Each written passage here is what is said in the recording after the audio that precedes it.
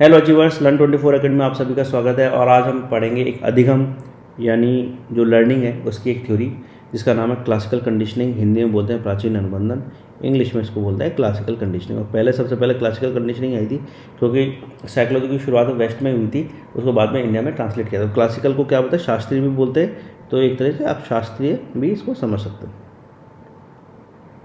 तो शास्त्रीय अनुबंधन कह लीजिए या प्राचीन अनुबंधन कह लीजिए, एक ही बात है। इसकी जो आप कह सकते साइकोलॉजिस्ट थे जिन्होंने सबसे पहले दी थी वो इवान पी पावलो थे। बेसिकली साइकोलॉजिस्ट नहीं थे, ये थे फिजियोलॉजिस्ट। तो इवान पी पावलो ये कौन से थे? फिजियोलॉजिस्ट थे। फिजियोलॉजिस्ट जो शरीर की क्रियाओं पर स्टडी करते। इसको आप इसे भी याद कर सकते हैं, CP Connaught place. Classical conditioning हो गया C से, और P से हो गया पावलो। तो कनॉट प्लेस आप शॉर्ट फॉर्म में इसको देख सकते हैं, तो आपको हमेशा के लिए याद हो जाएगा।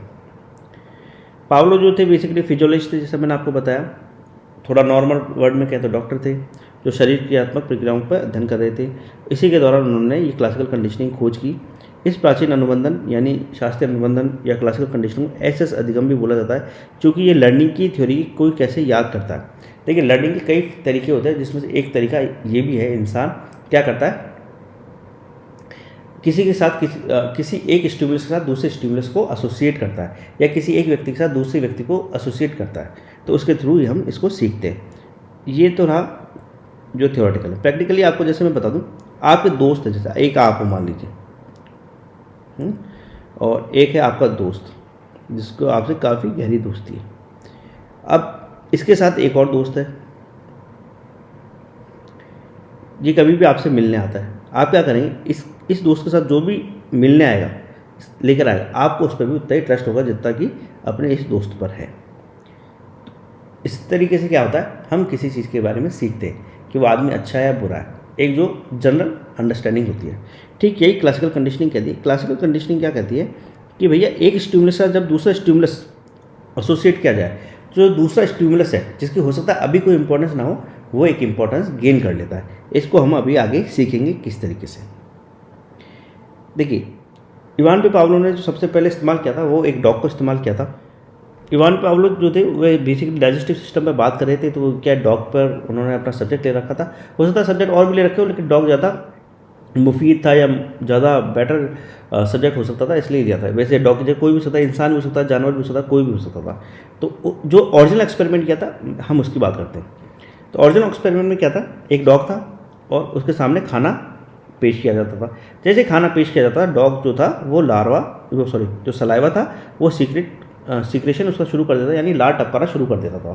तो ये नेचुरल रिएक्शन हो गया। इस नेचुरल रिएक्शन को आप ऐसे भी समझ सकते हैं कि भैया आपके लिए मान लीजिए कोई आप हैं, ये मान लीजिए, है ना, और आपके सामने कोई दोस्त आया, तो क्या हुआ, आपको खुशी हुई। और दुश्मन आ जाता तो क्या होता, आप दुखी हो जाते। तो ये आपका क्या होता है, नेचुरल रिएक्शन होता है। अब आगे जाके क्या हुआ, सेकंड फेज में जो इवान पावलो थे, उन्होंने सेकंड फेज में क्या करा, उन्होंने कहा कि देख ऐसा करते हैं, जो खाना है उसके साथ एक दूसरे स्टिमुलस यानी उद्दीपक को एसोसिएट करके देख सकते हैं। तो ये डॉग है और ये है घंटी। देख, घंटी का क्या कोई नेचुरल रिएक्शन नहीं होता।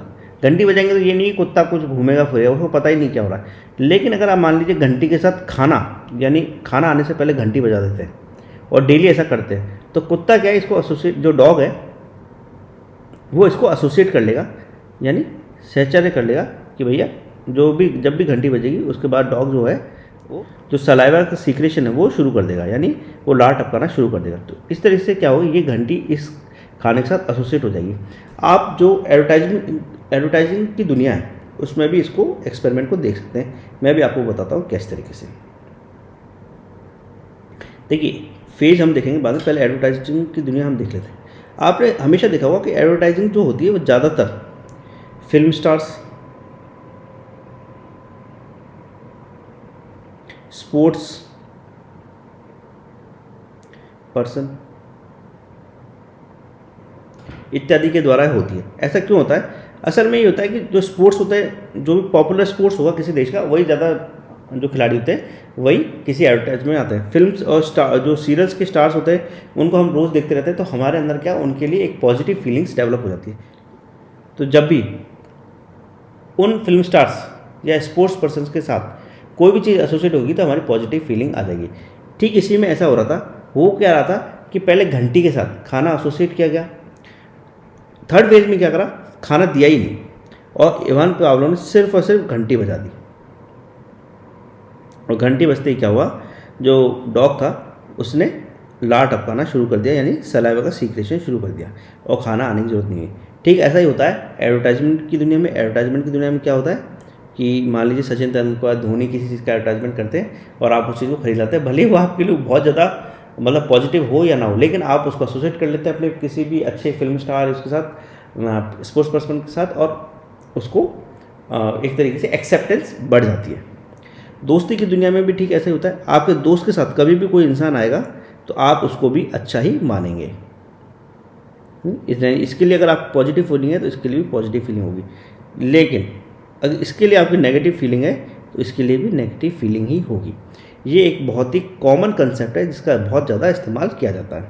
आप इसको ऐसे भी समझ सकते हैं, जब बर्थडे पार्टी आपने देखा होगा, जब जितने भी पॉन्जी स्कीम्स हैं, फ्रॉड की स्कीम्स हैं, वो भी कुछ इसी तरह से काम करती है। आपको पार्टीज बहुत अच्छी लगती है, कोई भी पॉन्जी स्कीम चलाने वाले होंगे, सबके लिए नहीं कह रहा, लेकिन जो पॉन्जी स्कीम चलाते हैं उनके लिए मैं बता रहा हूँ, वो भी एक बड़ी पार्टी देंगे आपको, जो पार्टी है उसके लिए पॉजिटिव फीलिंग होगी। तो इससे क्या होता है, जो स्कीम चलाने वाले लोग हैं उनके प्रति भी आपके लिए पॉजिटिव फीलिंग आ जाती है पहले ही। अब उसका क्या असर हो रहा है वो ज़रूरी नहीं है। जैसे इसमें क्या है, थर्ड फेज के अंदर आप देख सकते हैं जो है खाना नहीं आया, लेकिन जैसे ही घंटी बजी वैसे ही जो डॉग है उसने सलाइवा का सीक्रेशन शुरू कर दिया, यानी लार टपकाना शुरू कर दिया, जबकि खाना नहीं है, यहाँ पर कोई खाना नहीं है। इस तरीके से एडवर्टाइजमेंट की दुनिया काम करती है, इसी तरीके से क्लासिकल कंडीशनिंग की दुनिया काम करती है। इसको थोड़ा सा आप थोड़ा थियोरेटिकली समझ लेते हैं एग्जाम पॉइंट ऑफ व्यू से, जो पॉइंट्स आपके काम आएंगे। स्टिमुलस, उद्दीपक, इसमें क्या क्या है। एक तो ये खाना, फूड, इसको बोलते हैं अनकंडीशन स्टिमुलस, यानी ऐसा कोई भी स्टिमुलस या अनअनुबंधित उद्दीपक या प्राकृतिक उद्दीपक भी आप थोड़ा समझने के लिए इस्तेमाल कर सकते हैं। क्योंकि क्या है कि जो साइकोलॉजी की लैंग्वेज है वो थोड़ी सी टिपिकल लैंग्वेज यूज़ होती है। मैं अगर आपको बताऊं तो यह है प्राकृतिक उद्दीपक, समझने के लिए समझना, प्राकृतिक उद्दीपक इसको बोल सकते हैं। तो प्राकृतिक उद्दीपक जो होगा उसकी जो भी मतलब नेचुरल रिएक्शन होगा आपके अंदर वो आएगा। फूड के लिए क्या है, अननुबंधित उद्दीपक, फूड के लिए क्या है, लार टपकाना यानी सलाइवा सीक्रेशन। और इसमें एक और उद्दीपक यूज हुआ था, वो थी घंटी। और घंटी क्या है, कंडीशन स्टिमुलस यानी अनुबंधित उद्दीपक, यानी इसका अनुबंध किया गया है। क्या किया है, अनुबंध किया गया है। हम बोलते हैं ना एक एग्रीमेंट, तो इस घंटी का अनुबंध इस फूड के साथ किया गया, जिसके कारण इस घंटी ने वो कैरेक्टरिस्टिक एक्वायर कर ली, यानी वो उसने अपने अंदर जो आप कहेंगे क्वालिटी एक तरीके ले आए, जो कि एक नेचुरल उद्दीपक यानी अननुबंधित उद्दीपक का था। फिर क्या है आगे देखिए, डॉग है, उसको जो फूड है वो मिला, तो उसने अपने जो सलाइवा का सीक्रेशन था यानी लार टपकाना शुरू किया। तो ये रिस्पॉन्स क्या था, इस रिस्पॉन्स का नाम था अनकंडीशन रिस्पॉन्स, यानी कोई भी प्राकृतिक उद्दीपक यानी अनअनुबंधित उद्दीपक है उस पर जो हमारा रिएक्शन होगा, यानी हमारा जो भी रिस्पॉन्स होगा, जो भी हमारी क्रिया होगी, उसको बोला जाता है अनअनुबंधित अनुक्रिया। क्या बोला जाता है, अनअनुबंधित अनुक्रिया, अनकंडीशन रिस्पॉन्स। फिर है डॉग, फिर घंटी। घंटी कौन सा उद्दीपक है, अनुबंधित, क्योंकि इसका अनुबंध हुआ है, ये नेचुरल नहीं थी। और इसको देखकर जो ये रिएक्शन आया है डॉग, सब्जेक्ट ज़्यादा प्रॉपर वर्ड होता है साइकोलॉजी में, अभी हम थोड़ा सा लेमन टर्म में इसको यूज़ कर रहे हैं डॉग। तो सलाइवा का जो सीक्रेशन उसने शुरू किया, इसको बोलते हैं कंडीशन रिस्पॉन्स। ये है कंडीशन स्टिमुलस, या कहे अनुबंधित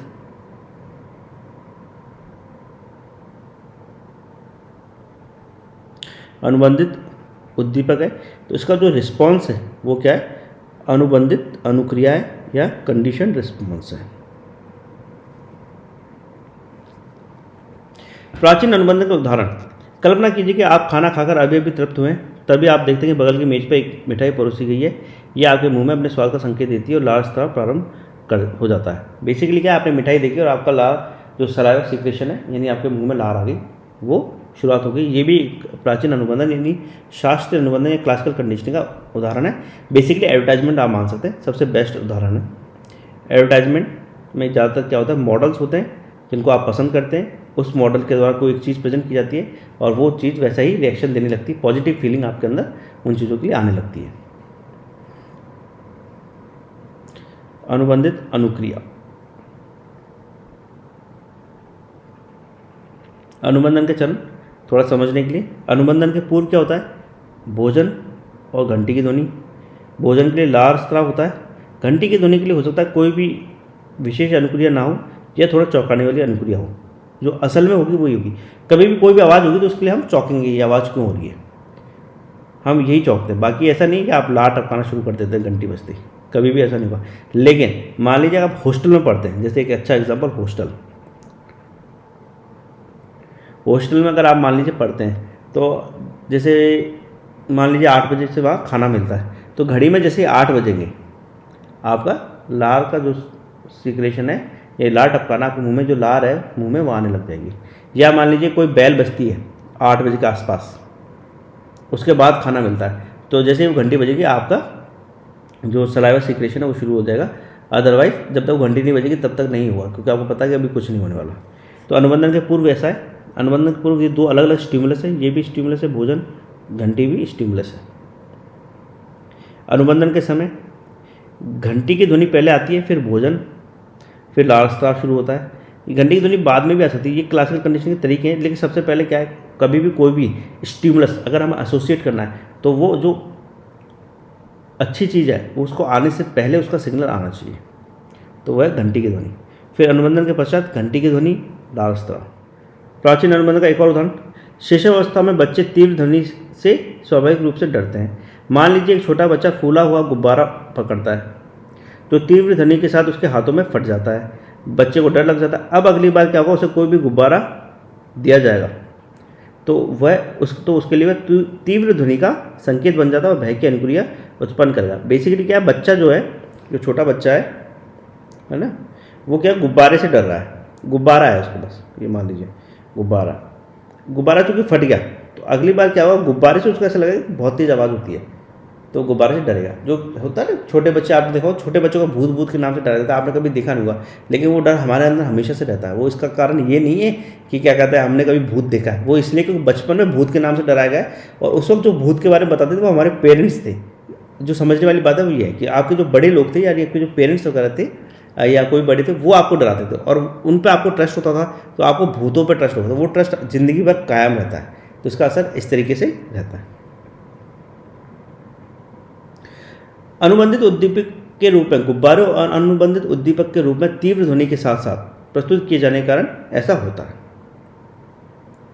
अब प्राचीन अनुबंधन यानी शास्त्रीय अनुबंधन के फैक्टर्स यानी कारक देख लेते हैं, क्या क्या रहता है। पहला, उद्दीपकों के बीच में समय संबंध। देखिए उद्दीपकों के बीच में यानी घंटी और खाने के बीच में संबंध, हॉस्टल की घंटी और खाने के बीच में संबंध। मान लीजिए हॉस्टल की घंटी 3-4 घंटे पहले बज जाती है और 3 घंटे बाद खाना आता है, तो आपको क्या कभी भी लार सीक्रेशन नहीं आएगी ना, लगेगा बोले पागल है, पता नहीं कितने बजे घंटी बजा देते हैं, आप नॉर्मल में यही सोचेंगे।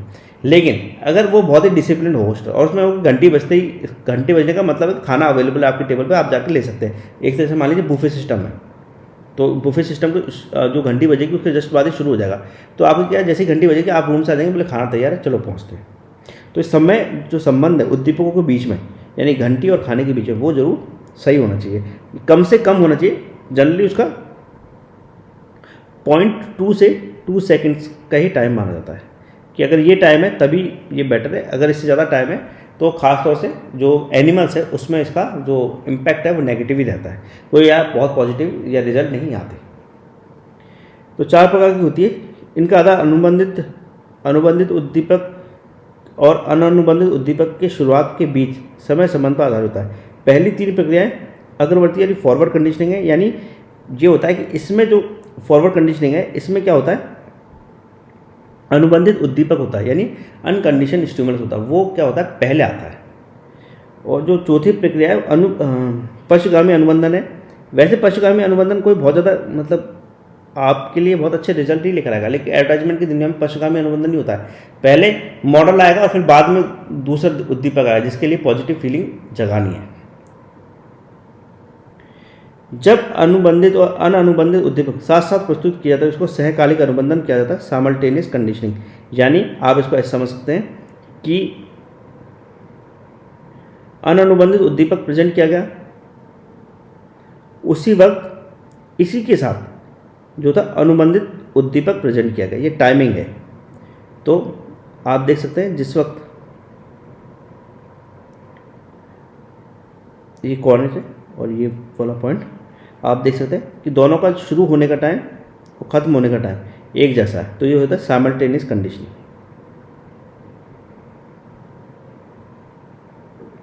फिर है डिलेड और विलंबित अनुबंधन।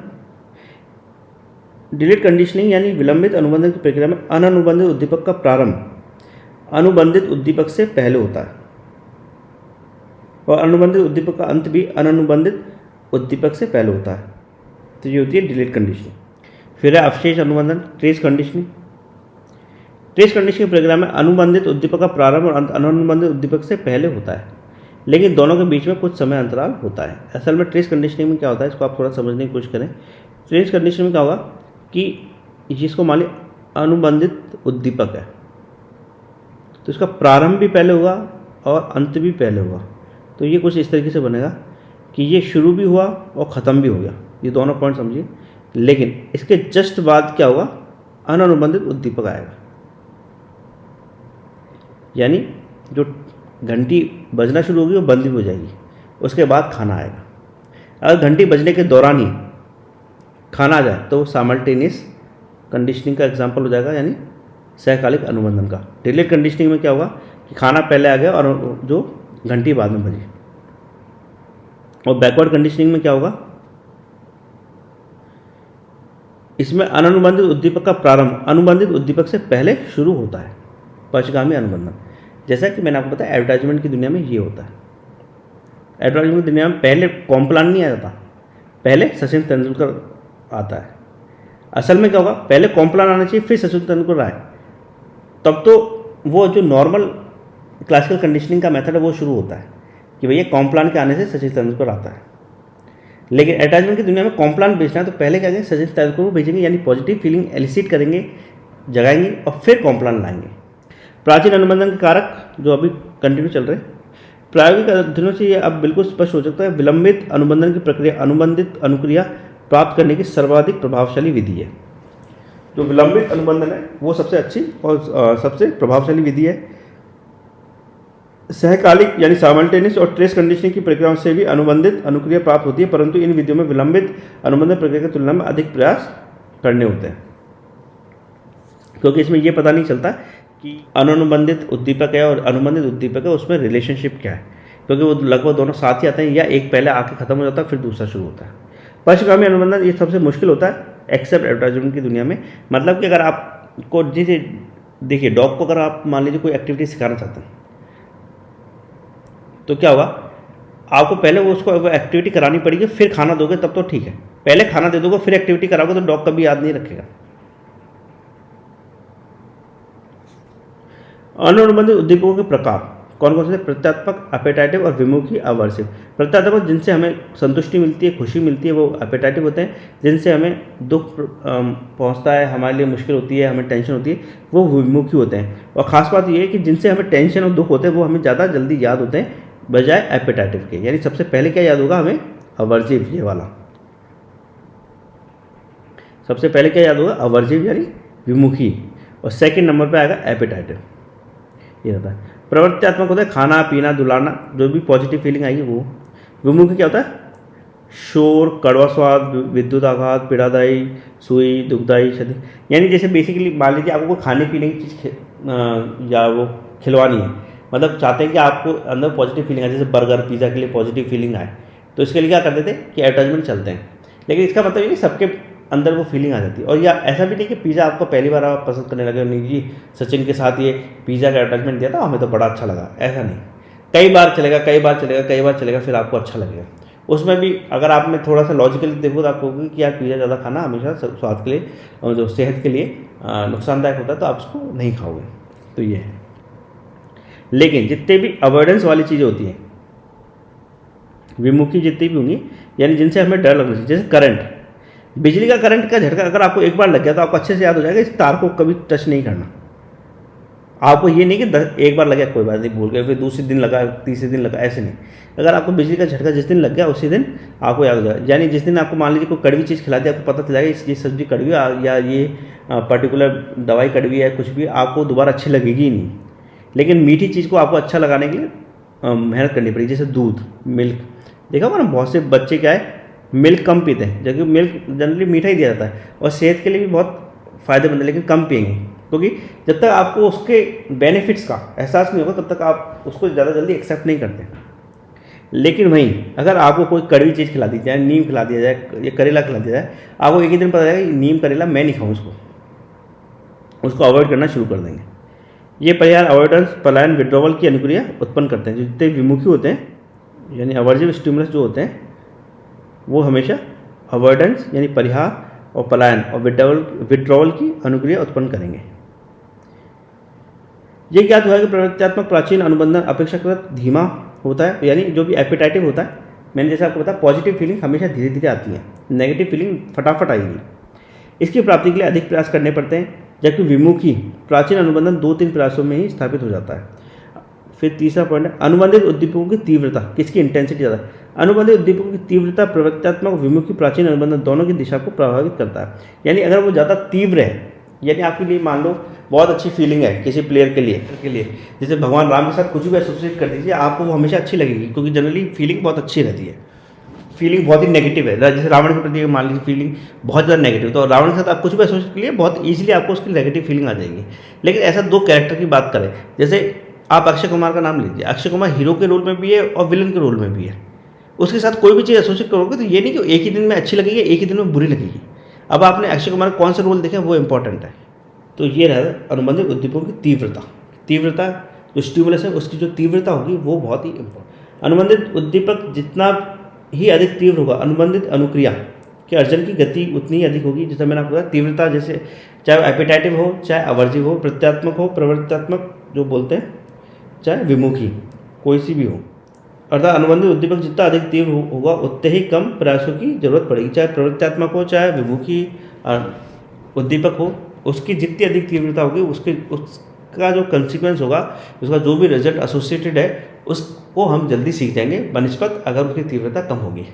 यानी मान लीजिए कि कोई भी अच्छे खाने का ऐड है, लेकिन उसमें मतलब मॉडल आपको बहुत ज़्यादा पसंद नहीं है, तो भले ही कितना भी करते रहिए आप बहुत आसानी से उसके बारे में नहीं सीख पाएंगे या जान पाएंगे। बट आपको मॉडल पसंद है, यानी बहुत बड़ा स्पोर्ट्स पर्सन, बहुत बड़ा फिल्म स्टार है, तो आप उस चीज़ को बहुत जल्दी सीख जाएंगे या बहुत जल्दी उस चीज़ को एक्सेप्ट कर लेंगे। तो इसी के साथ प्राचीन अनुबंधन कंप्लीट होता है। Thank you. आपको अगर कोई क्वेरी हो तो पूछ सकते हैं।